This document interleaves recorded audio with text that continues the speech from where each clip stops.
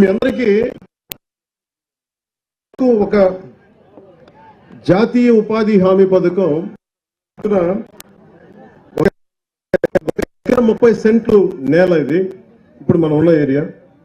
దీంట్లో దాదాపు 6 సెంట్లు చెరువు అయితే 2 సెంట్లు గట్టు ఉంటుంది.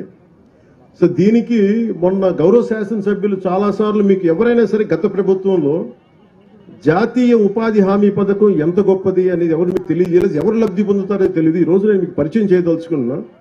ఎవరైతే ఈ రైతు ఎవరో రాజన్న గారు ఉన్నారు వారిని, అలాగే ఈ ఎవరైతే మనకి ఈ ఉపాధి హామీ ఈ పథకం కూలీ పథకం కింద ఎవరైతే వస్తున్నారో వాళ్ళని వేదిక పైన మీకు పరిచయం చేయదలుచుకున్నాను. ఎందుకంటే వాళ్ళ కోసం చేస్తున్నాం. ఇదేదో మేము అబ్స్ట్రాక్ట్ గా ఒక అర్థం కాని ఒక అగమ్య గోచరది కాకుండా మీకు నిజమైన మనుషులు ఎంత గొప్పది కార్యక్రమం, వాళ్ళు ఎంతమంది లబ్ధి పొందుతారు. రజని గారు మీరు అక్కడ ఉన్నారు, అందరు నమ్మని చెప్పండి.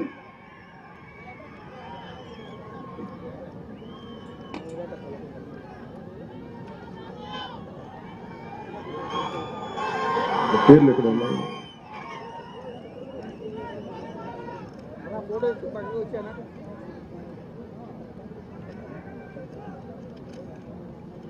వేదిక పైకంటే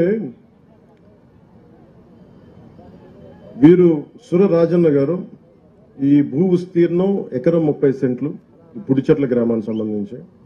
అలాగే జాతీయ ఉపాధి హామీ పథకం వేతనదారులు శివశంకర్ గారు, లక్ష్మి గారు, రేణుక గారు, విజయుడు, చిన్నమ్మ, రేణుకమ్మ, నాగలక్ష్మమ్మ, అబ్దుల్ రహీం, లక్ష్మీ మేరీ, సుర శివశంకర్ వారి అబ్బాయి.